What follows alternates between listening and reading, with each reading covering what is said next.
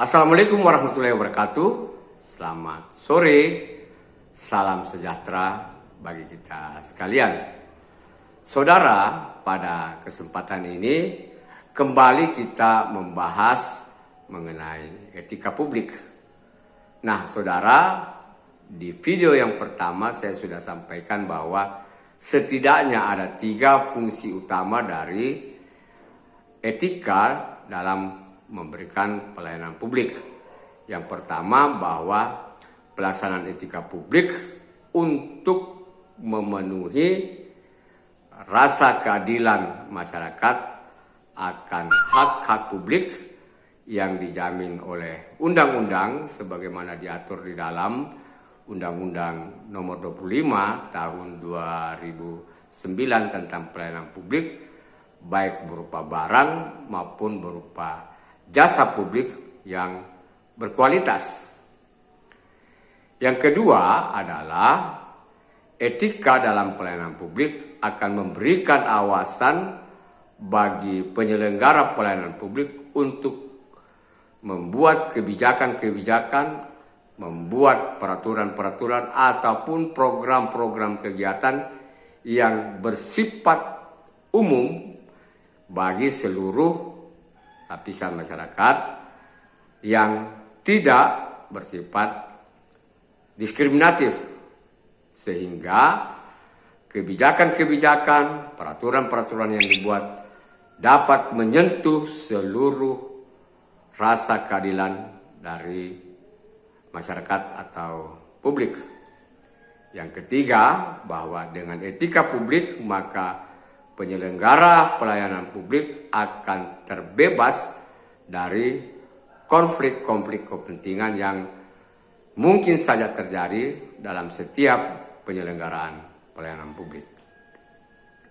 Nah, saudara, agar etika publik ini dapat menjadi optimal, maka disusunlah suatu ketentuan atau dasar yang melatar belakangi pola tingkah atau perilaku dari para anggota atau para pemberi pelayanan publik kepada masyarakat yang sering disebut sebagai kode etik.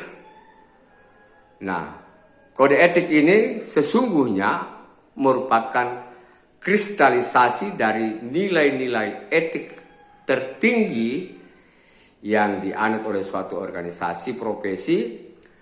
Dalam hal ini dapat saja misalnya organisasi profesi Ikatan Dokter Indonesia, Kode Etik Advokat Indonesia, Kode Etik Hakim Indonesia, dan Kode Etik Jurnalistik, serta termasuk kode etik bagi penyelenggara pelaksana pelayanan publik yang dalam hal ini bagi aparatur sipil negara.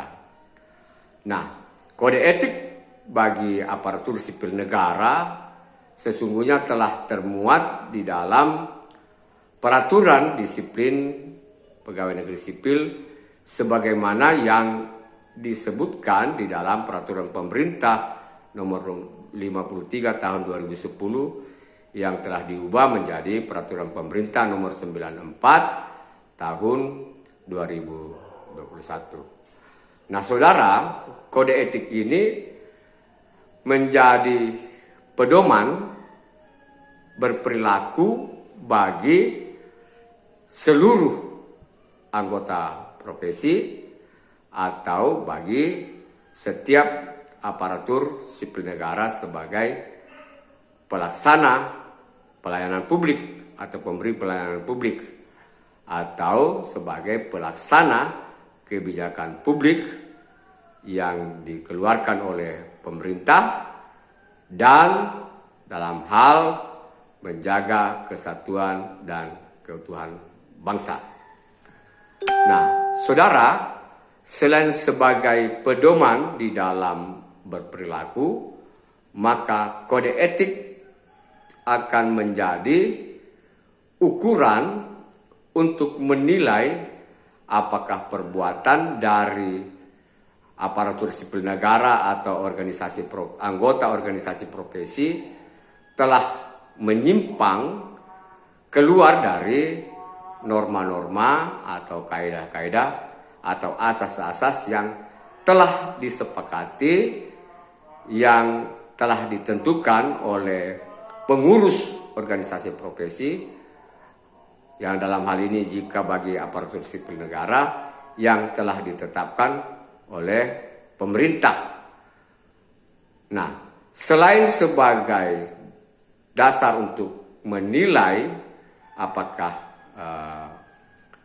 seseorang itu telah menyimpang dari kode etik yang dianut oleh organisasi profesinya, juga menjadi dasar untuk menerapkan adanya sanksi disiplin bagi anggota profesi atau bagi aparatur sipil negara yang melakukan penyimpangan-penyimpangan dari standar-standar etik yang telah dirumuskan menjadi kode etik.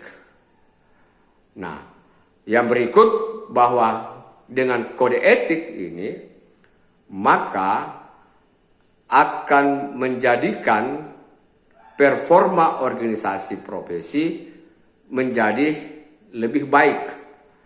Artinya kalau seseorang atau setiap anggota dari suatu profesi dalam melakukan tugas pokok dan fungsinya sebagai pemberi pelayanan publik sesuai dengan standar-standar yang telah diatur di dalam kode etik, maka dengan sendirinya martabat atau harkat profesi akan menjadi lebih baik. Performa organisasi akan menjadi lebih baik. Berikut, kode etik sesungguhnya juga bermanfaat untuk sebagai alat untuk melindungi kepentingan-kepentingan atau hak-hak dari pengguna layanan publik. Sehingga setiap penyelenggara pelayanan publik wajib bertindak sesuai dengan kode etik yang telah ditetapkan.